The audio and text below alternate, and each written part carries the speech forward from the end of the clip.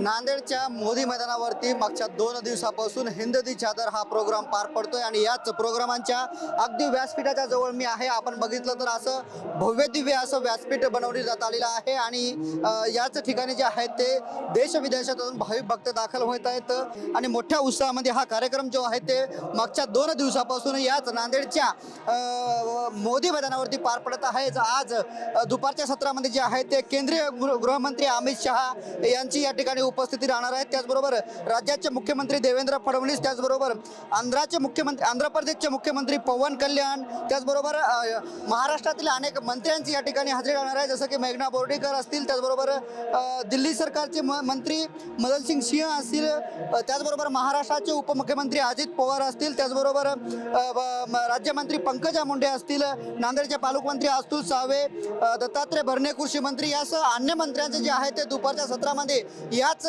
व्यासपीठावरती जे आहे ते उपस्थिती राहणार आहे आणि गुरुचा आशीर्वाद जे आहे ते राज्यासह विविध राज्याचे मुख्यमंत्री जे आहेत ते घेणार आहेत। आपण जर बघितलं तर हिंद दी चादर कार्यक्रम जे आहे ते 24 आणि 25 जानेवारी दरम्यान हा कार्यक्रम पार पडतो आणि दुसरीकडे पाहायला गेलं तर देश विदेशातून भाविक जे आहेत ते याच गुरूंचं दर्शन घेण्यासाठी, गुरूंचा आशीर्वाद घेण्यासाठी जे आहेत ते या ठिकाणी दाखल होत असल्याचं पाहायला मिळत आहे। एकंदरीत कार्यक्रम जे आहे ते अगदी उत्साहात आणि आनंदात होत असल्याचे आपल्याला दिसत आहे। कॅमेरामॅन अमित आडेसह मी रमेश चंडके, TV9 मराठी, नांदेड।